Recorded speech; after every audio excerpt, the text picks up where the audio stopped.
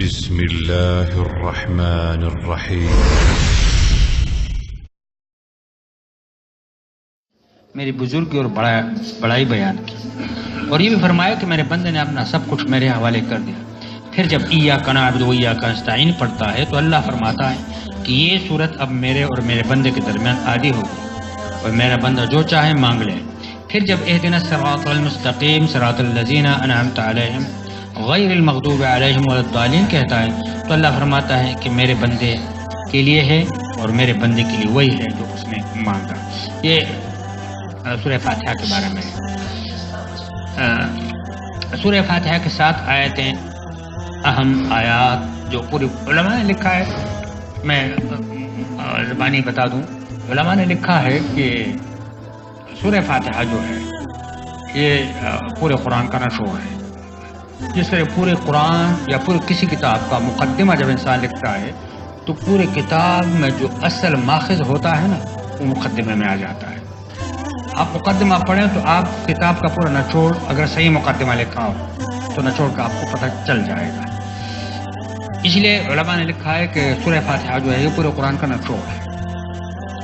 اور آپ نے دیکھا کہ اللہ تبارک و تعالیٰ کے ساتھ جو مناجات ہو رہی ہے اس کو تقسیم کیا گیا ہے۔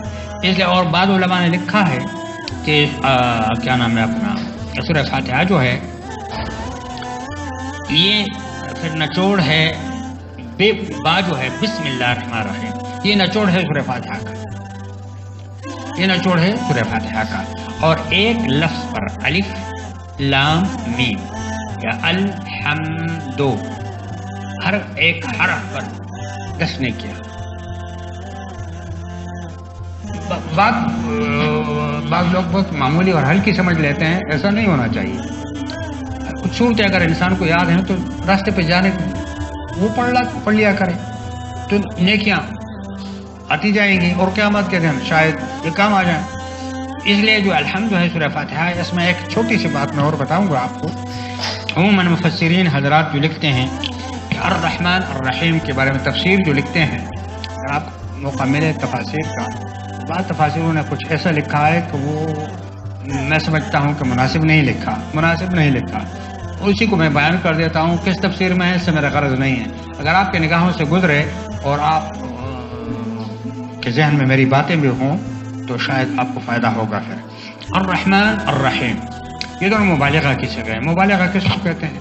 مبالغہ اس چیز کو کہتے ہیں کہ جس طرح ہم کہتے ہیں کہ آپ بہادر ہیں،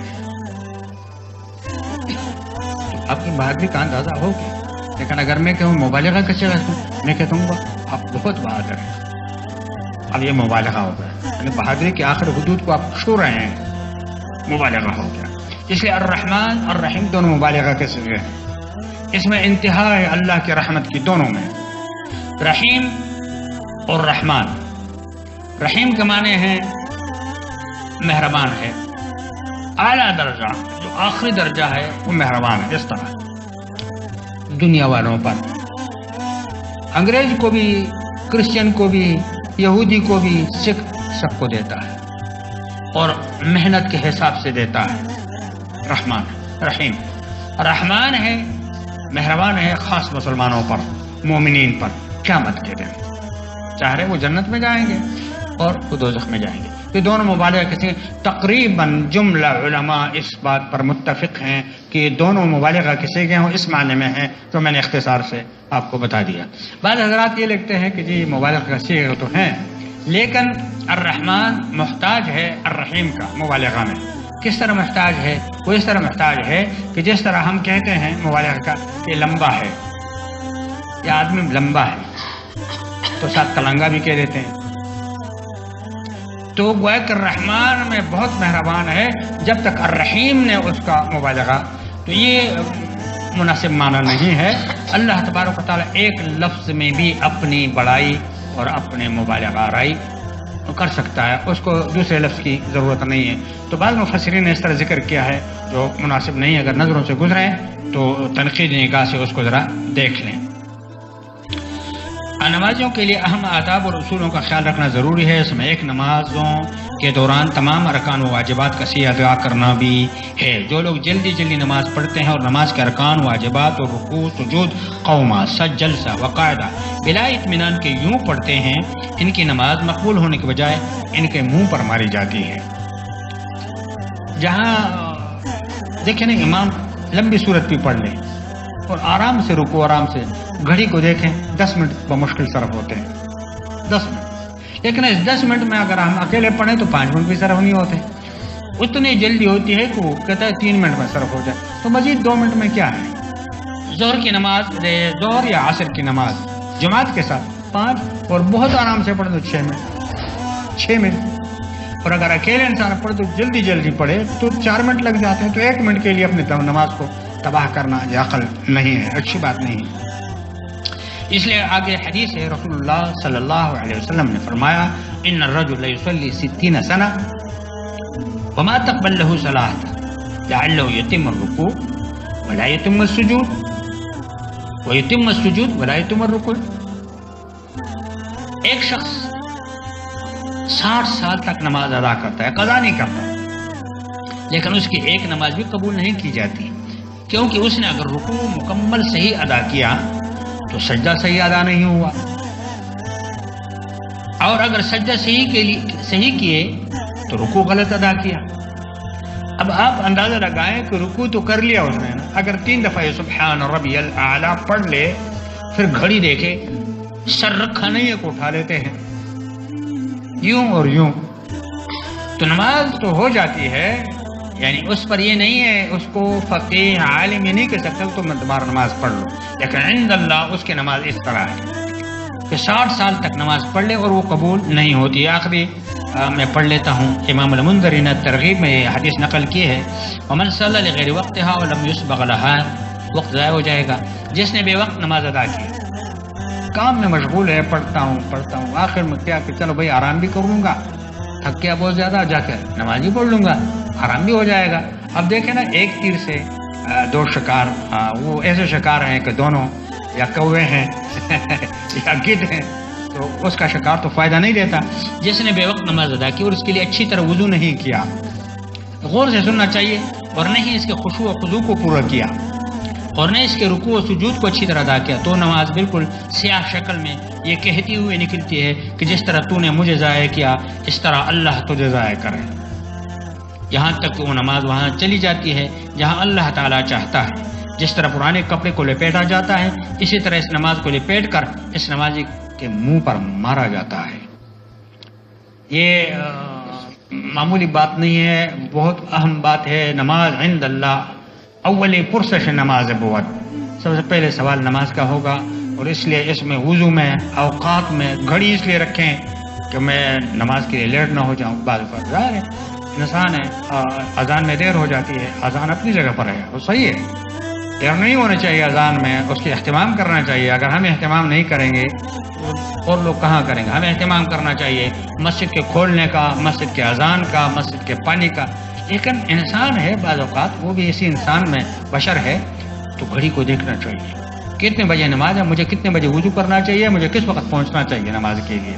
اس کو اہتمام کہتے ہیں. جس طرح ہم اپنے کام کے لیے جاتے ہیں، بشر ہے، بشر سے کمزوری ہوتی ہے، وہ بشر نہیں ہے جس سے کمزوری نہ ہو اور جس سے غلطی نہ ہو. لیکن اگر اپنے آخرت، میں اپنے نفس کو کہہ رہا ہوں، آپ کو بھی کہہ رہا ہوں کہ ہمیں گھڑی کو دیکھنا چاہیے، اور گھڑی اس لیے رکھیں کہ میری نماز مجھ سے ضائع نہ ہو جائے.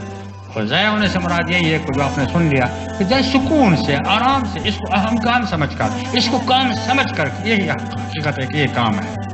حقیقت یہ ہے کہ کام یہی ہے.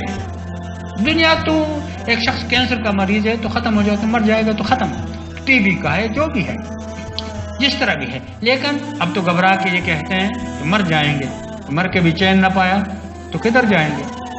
وہاں تو پھر جانے کا کوئی وقت بھی نہیں ہے، وہ بھی نہیں ہے. تو اللہ تبارک و تعالیٰ ہمارے خرچ کو بہتر بنا دے. اللہ تعالیٰ ہماری نمازوں کو اس طرح بنا دے جس طرح صحابہ کرام پڑھا کرتے تھے.